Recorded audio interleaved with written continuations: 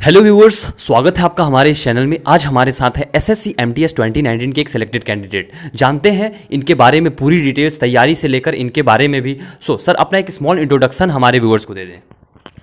जी बहुत बहुत शुक्रिया। मेरा नाम विश्व प्रताप है और मैं एसएससी 2019 में एमटीएस में मुझे मैं फाइनली सेलेक्ट हुआ हूं और मुझे कर्नाटक स्टेट मिली है और मैं फ़िलहाल गवर्नमेंट एम्प्लॉय हूं। मैं रेलवे में अभी काम करता हूं और मैंने ये फॉर्म 2019 में ही भरा था। उस समय मैं रेलवे में काम नहीं करता था, लेकिन 2019 में मैंने 2 एग्ज़ाम क्लियर किए और उसमें एक ग्रुप डी भी था और सिग्नल एंड टेलीकम्युनिकेशन में मुझे टेक्नीशियन, ये दोनों मेरे एग्ज़ाम क्लियर हुए।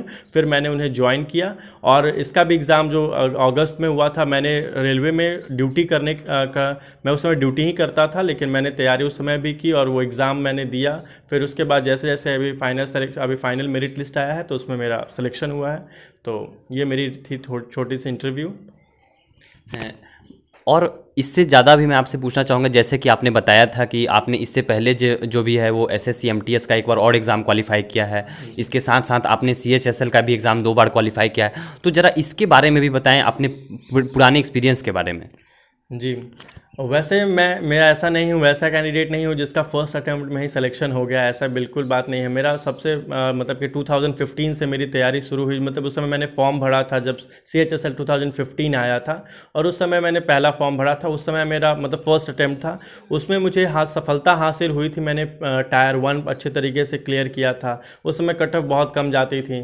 फिर उसके बाद जो उसका डिस्क्रिप्टिव हुआ था, फिर उसकी टाइपिंग हुई थी, ये तीनों में मैंने अच्छी तरीके से पास की थी। लेकिन मैं उसमें मेरिट आउट हो गया था, उसमें मेरिट नहीं बनी थी। उसमें मेरिट में मेरे कुछ अंक रह गए थे कम, जिसके कारण मुझे उसमें फाइनल मेरिट में मुझे जगह नहीं मिली। लेकिन मेरा प्रयास जो था वो मतलब आगे मैं करता रहा और उसके बाद मुझे एक से एक, जैसे कि सीएचएसएल ही हो गया, फिर उसके बाद एफकेट में मैं उसमें भी एफकेट में मेरा मतलब टायर 1 क्लियर हुआ। फिर मैं एसएसबी में भी गया, वहाँ पे भी मेरा स्क्रीनिंग हो गया। मैं 5 दिन तक वहाँ पे था, वहाँ पे मैं कॉन्फ्रेंस आउट हुआ। फिर उसके बाद एमटीएस भी था जो 2016 वाला था, उसमें भी मेरी फाइनल मेरिट लिस्ट नहीं बनी थी। और उसके बाद जो 2018 में रेलवे की तरफ से जो वैकेंसी आई थी, जो ग्रुप डी और जो टेक्नीशियन जो थे, मैं पीसीएम से था, तो उस समय उसमें दोनों में मुझे सफलता हासिल हुई। तो मेरा जो जर्नी रहा है वो काफ़ी स्ट्रगल रहा है। मेरा ऐसा नहीं रहा कि मैं एक बार में ही पूरी तरह सिलेक्शन मुझे मिल गई। तो मेरा वैसा जर्नी नहीं रहा है। ओके, आपसे बात करके लगा कि आप जो है वो बहुत ही ज़्यादा स्ट्रगल करते आए हैं और कहीं ना कहीं आपका जो ये स्ट्रगल है यही जो है वो आपको आज इस मुकाम पे पहुंचाए रखा है। ओके, अब हम बात करते हैं उन महत्वपूर्ण प्रश्नों की जो कि एक आने वाले स्टूडेंट्स के लिए उपयोगी और बहुत ही अच्छा हो सकता है। तो ये जैसे बात करें टीयर 1 की, तो ये जो है वो 4 सब्जेक्ट्स इसमें होते हैं और चारों की तैयारी, ओके, तैयारी बहुत महत्वपूर्ण है आपके सिलेक्शन के लिए।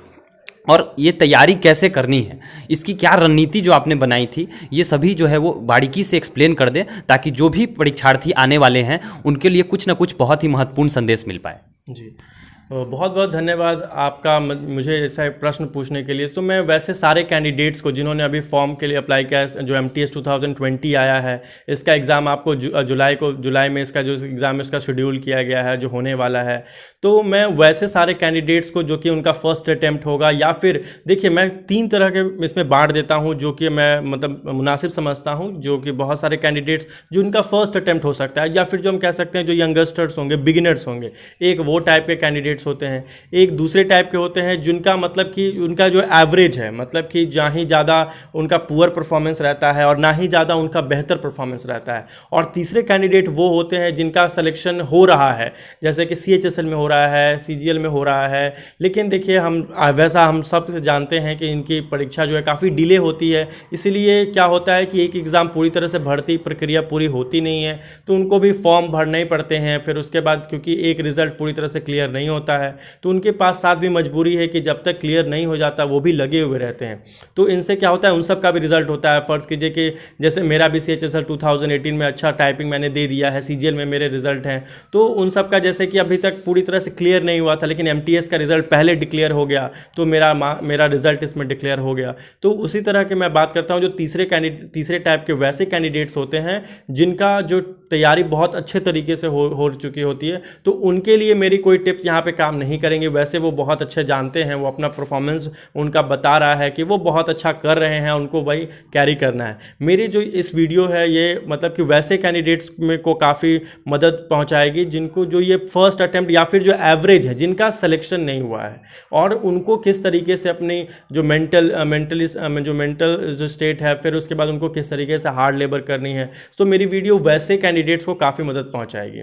तो मैं पहले बात करता हूं जैसे कि वैसे कैंडिडेट्स जो काफ़ी यंगस्टर हैं, जो कि शुरुआत किए हैं। तो देखिए, सबसे पहले आपको इसमें क्या चीज़ लेकर के चलना है, सबसे पहले आपको मेंटली स्ट्रांग होना है और कुछ बातों का एकदम ख्याल रखना है। जैसे कि आपको ये ख्याल रखना है कि आपको इसमें पेशेंस रखना पड़ेगा, क्योंकि काफ़ी लंबा तक स्ट्रगल चलता है। आपकी कंपटीशन जो होगी बहुत अच्छे कैंडिडेट्स के साथ होगी।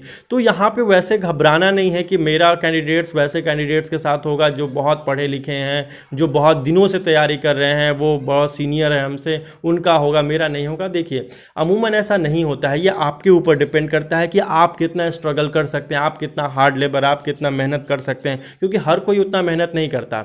उस जितने भी कैंडिडेट जो सेलेक्ट हुए हैं उन सब की आप कह सकते हैं कि उन्होंने बहुत कड़ी मेहनत की होगी, तभी वो 8,000 में आते हैं। वो 11 लाख जो है कैंडिडेट्स अप्लाई करते हैं, लेकिन उनमें से अगर 8,000 में आप अपनी जगह पक्की कर पाते हैं तो आपकी कड़ी मेहनत की ही वो बदौलत है जो आपको वो सीट मिलती है।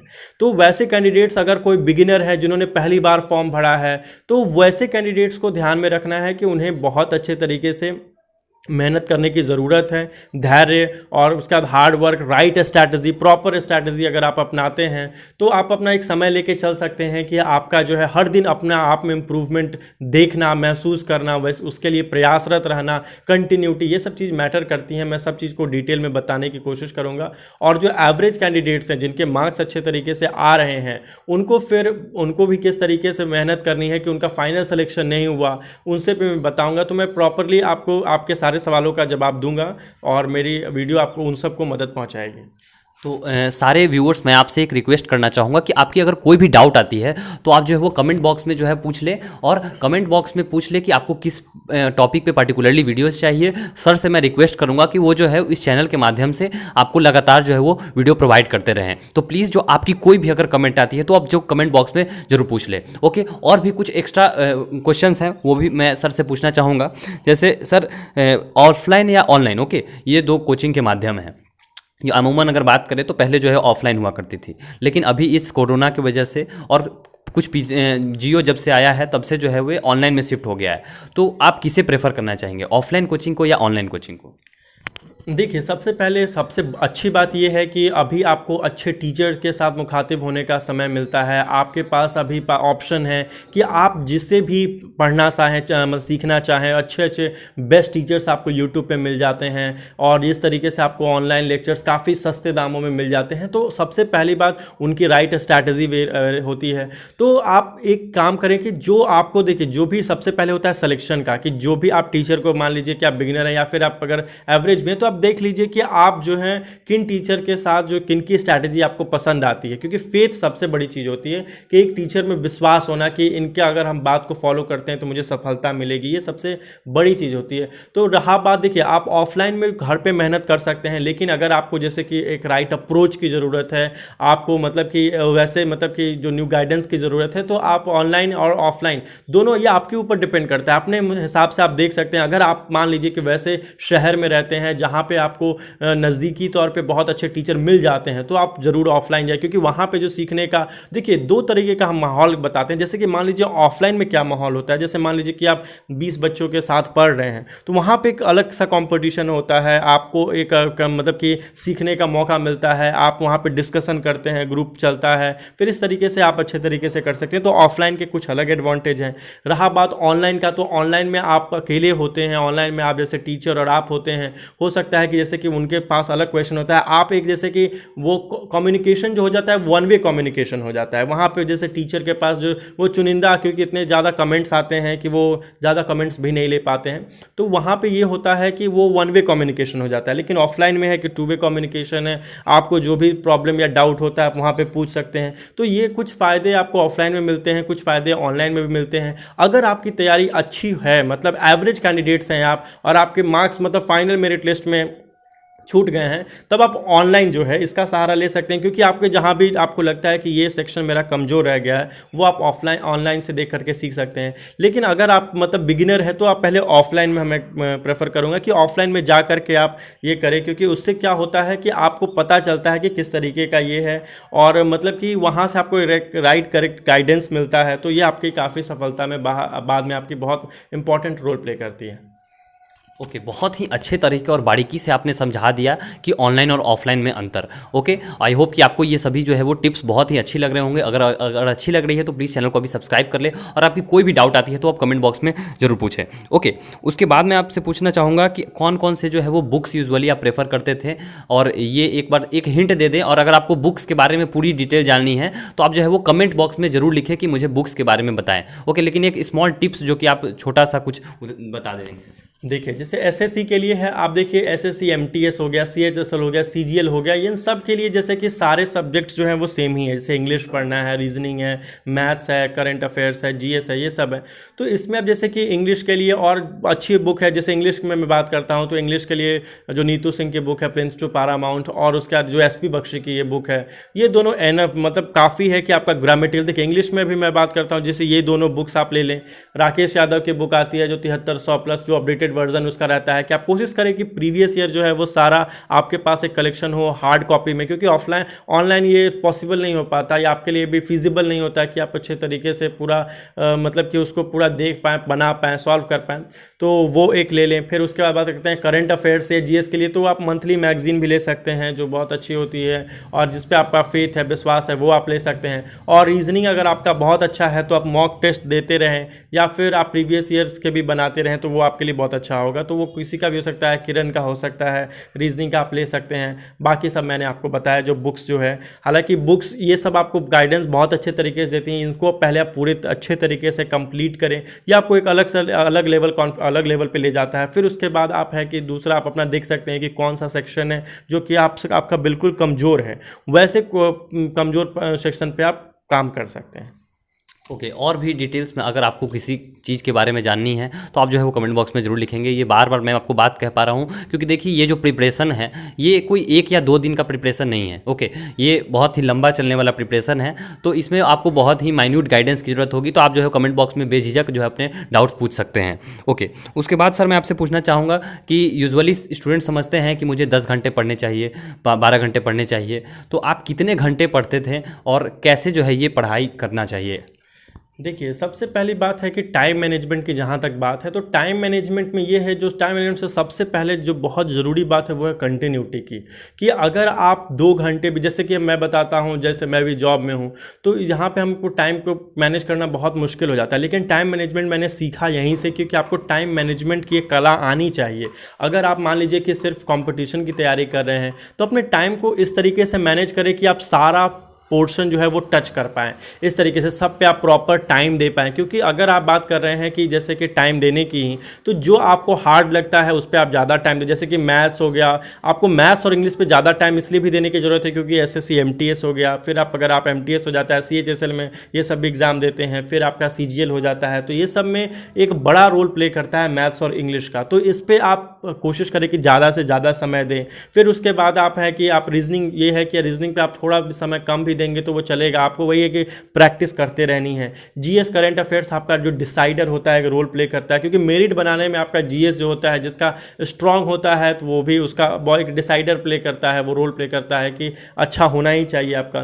तो उसमें है कि आप अपनी नज़र बनाए रखें। तो करंट अफेयर्स हो गया, मतलब जीएस हो गया, ये सब भी आप पढ़ते रहें, मतलब रेगुलर बेसिस पे। तो मेरा हिसाब है कि अगर मान लीजिए कि अगर आप सिर्फ कंपटीशन की तैयारी करते हैं तो 6 से 7 घंटे देने के प्रयास करें हर दिन, डेली कंटिन्यूटी बेसिस पे। मतलब कि आपका रेगुलर रहना चाहिए, नहीं कि आज आप पढ़े 2 दिन का फिर गैप ले लिया, फिर उसके बाद कहीं चले गए, तो ऐसा पढ़ाई आपको भी कहीं नहीं ले जाएगा। फिर आप घूम फिर के आएंगे, फिर कहेंगे कि फिर एक नई स्ट्रैटेजी चाहिए जिससे आप आगे बढ़ सकें, तो वैसा आपको नहीं मदद करने वाला है। अगर आपके पास टाइम की कमी है तो वैसा आप टाइम, क्वालिटी टाइम निकाल पाएँ जो खुद पे आप दे पाएँ, और अपने जो कमज़ोर है उस पर आप, कमज़ोर पोर्शन है उस पर आप मेहनत कर सकें। ओके, बहुत महत्वपूर्ण जानकारी दी आपने। इसके बाद मैं आपसे पूछना चाहूँगा, इसके पहले मैं आपको बता दूँ, अगर आपने वीडियो को कहीं अगर शुरुआत में स्किप कर दिया है, तो जैसा कि सर ने बताया था कि इनका तो पहले जो है वो एसएससी का जो सीएचएसएल है वो 2 बार निकल चुका है, एमटीएस भी 2 बार निकल चुका है, और रेलवे में भी जो है एक बार ग्रुप डी और एक बार जो है मीन्स क्या निकला, टेक्नीशियन, एएलपी टेक्नीशियन में निकला हुआ था, और एफकेट। तो मीन्स बहुत सारी एग्जामिनेशंस जो है वो आपने दिए हैं, और उसमें कहीं ना कहीं कुछ अंकों के वजह से फाइनल मेरिट लिस्ट नहीं बन पाई। लेकिन फाइनली आप अभी जो है वो 2 जॉब में आपके पास ऑप्शंस हैं, अभी जो है वो आप रेलवे में कार्यरत हैं। तो मैं आपसे पूछना चाहूँगा कि टेस्ट सीरीज के बारे में। ओके, तो टेस्ट सीरीज कौन सा ज्वाइन करना चाहिए? बाजार में जो है मोर देन 10 ऑप्शंस है, या फिर आप कह सकते हैं कि ऑफलाइन सभी मिला दो तो हज़ारों बन सकते हैं। ओके, लेकिन क्या जो है वो परफेक्ट एक टेस्ट सीरीज हो सकती है? स्टूडेंट्स को मिथ रहती है कि ये टेस्ट सीरीज ज्वाइन कर लेते हैं, वो टेस्ट सीरीज ज्वाइन कर लेते हैं, कौन सा टेस्ट सीरीज ज्वाइन करना ज़्यादा सही है? इसके बारे में थोड़ा स्टूडेंट्स को एक जानकारी दे दें।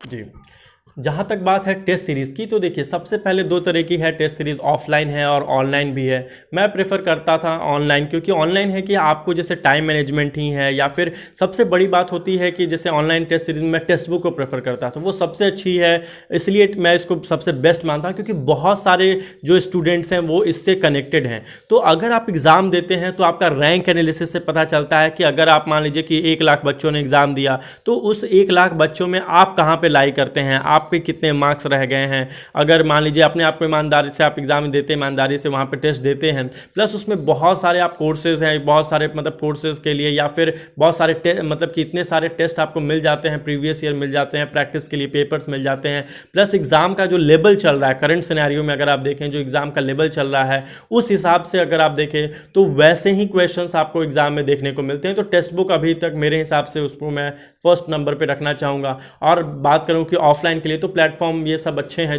देखिए कोशिश आपकी ये रहनी चाहिए वैसा मतलब मीडियम को चुना जाए जिसमें आपको एरर कम से कम मिले, जो आपको सही जानकारी ज़्यादा से ज़्यादा दे, आपको मतलब कि एक राइट अप्रोच बताए। मान लीजिए कि आप अलग तरीके से बताते तो उसमें शॉर्टकट भी हो, लॉन्ग कट भी हो, मतलब कि आपको पूरे अच्छे तरीके से समझाने का जिसमें प्रयास किया जा रहा हो, वो आपके लिए टेस्ट सीरीज़ बहुत अच्छी होगी। तो आप देख लें, कम दामों में मुझे टेक्स्ट बुक काफ़ी अच्छा लगता है। जो इसकी टेक्स्ट बुक का जो मतलब ये रहा है, जो अभी तक मैंने यूज़ किया है, इसके मतलब कि यूज़ से मुझे पता चला है कि ये बहुत अच्छा, मेरे एएलपी टेक्नीशियन में मेरा जो रिजल्ट हुआ फाइनल, इसी की बदौलत है कि मेरा एएलपी टेक्नीशियन में मेरा फाइनल रिजल्ट हुआ, क्योंकि मैं सिर्फ टेक्स्ट बुक पे विश्वास करता था और मैंने जैसा एग्ज़ाम का प्रिपरेशन करके गया था वैसा ही मुझे क्वेश्चंस देखने को मिले। तो मैं कह सकता हूँ कि ऑनलाइन और ऑफलाइन दोनों, हालांकि मैं ज़्यादा आपके ऊपर डिपेंड करता है क्योंकि एग्ज़ाम सारे ऑनलाइन में होते हैं, तो आप भी कोशिश करें कि ऑनलाइन में शिफ्ट होने की कोशिश करें, क्योंकि बहुत सारा दिक्कत हो सकता है कि आप अब ऑफलाइन में नहीं रहा, एग्ज़ाम का पेपर नहीं होता है, तो ऑनलाइन में आपको ये भी पता चल जाता है कि आपने किस क्वेश्चन पे कितना टाइम स्पेंड किया है।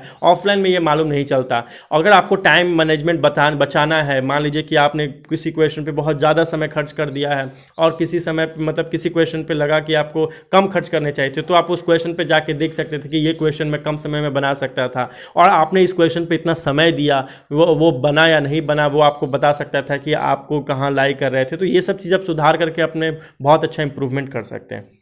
ओके, आप इस सभी को मैं बताना चाहूँगा कि टेक्स्ट बुक जो है वो लिंक मैंने डिस्क्रिप्शन बॉक्स में प्रोवाइड कर दिया है, आप वहाँ से भी जो है वो जाके इंस्टॉल कर सकते हैं, और बहुत ही चीप रेट पे यहाँ पे जो है 12 मंथ का सब्सक्रिप्शन आपको मिलता है, और अगर एक डिस्काउंट कूपन कोड भी जो है वो मैं आपके लिए मैंने है जो टेक्स्ट बुक से लिया है, और वो आप इसे अप्लाई करके मैक्सिमम डिस्काउंट ले सकते हैं। ओके, इसके आगे की बात करते हैं कि सर मोटिवेशन। ओके, मोटिवेशन एक ऐसा चीज़ है जिसके बदौलत आदमी जो मांझी से था, ओके, वो Manjhi the mountain man film आपने देखी होगी, वो एक मोटिवेशन था जिसकी वजह से उसने पहाड़ तोड़ दिया था। ओके, तो आपका क्या इतना मोटिवेशन था कि आप लगातार पिछले 5-7 वर्षों से जो है इस सरकारी परीक्षा के पीछे पड़े हुए हैं? क्या ऐसा मोटिवेशन था जो आपको मोटिवेट करता है इसके पीछे?